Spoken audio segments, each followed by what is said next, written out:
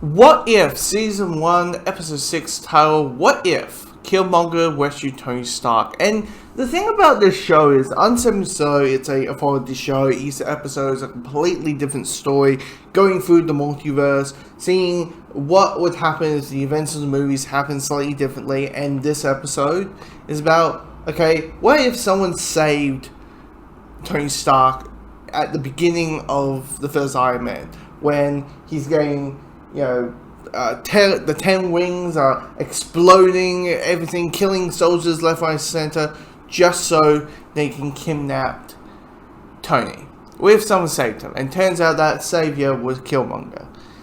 And in concept, that sounds, that's quite interesting. Let's see how this goes.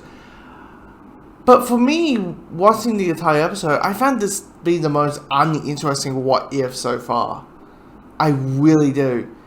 Because what's so fun about What If is stuff like last week with the zombies, or Doctor Strange, doing so much that he can to save Christie, that to the point he ends the universe in a very dark way, or having a killer mystery of who's killing off the Avengers that happened in episode 3. For me, that's fun. With this episode, if you really think about it, it's, so the events would happen the same, except little tweaks. Like, okay, Tony doesn't become Iron Man, but Tony creates a Iron Man type thing. He creates robotic things. So I'm like, so he just doesn't, he just makes robots, which is, he basically does Iron Man's. It's like but not the version that we know. Or Killmonger. Killmonger has the same goal and the same objective that he had in Black Panther. But it happens slightly differently, and the difference is there's no T'Challa to stop him.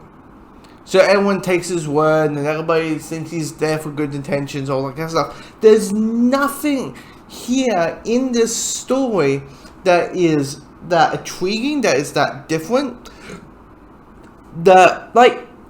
Look, I'm not asking for every episode to end with the Watcher saying, by doing these choices, it ends the universe. Like, I don't want that to happen every episode.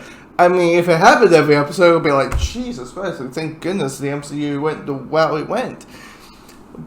But it's just, like, yes, there's kills in this. I'm like, that was shocking. I'm like, oh my god, Killmonger killed this character, Killmonger killed that character. I'm like, okay, that's a bit, like, gave you a little bit of that shock. But it kind of does feel a little bit like episode 1. Not as much as episode 1.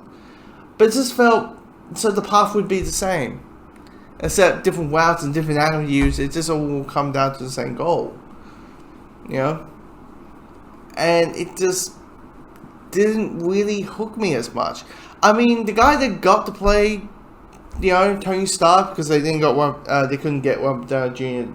to a place as well. He does a really good job. I think they got the actor who kind of does mostly all like, hey, we're in the Iron Man. You can do a good RDJ impression. You go and voice him. Michael B. Jordan is as great as Killmonger. The person they got to play Pepper, didn't check the credits because it isn't Graham Paltrow. Did a good job. They got John Shield to be Rhodey again, and John Favreau to be Happy Hogan. It's just like there's stories in this show that's going to be more intriguing than others naturally, knowing it's a authority show. So the mindset is, hey, if you don't like this episode, you're not as crazy with this episode as you were maybe a couple others weeks in a row. Don't worry, next week we'll cover you and have a good story, and hopefully that happens next week.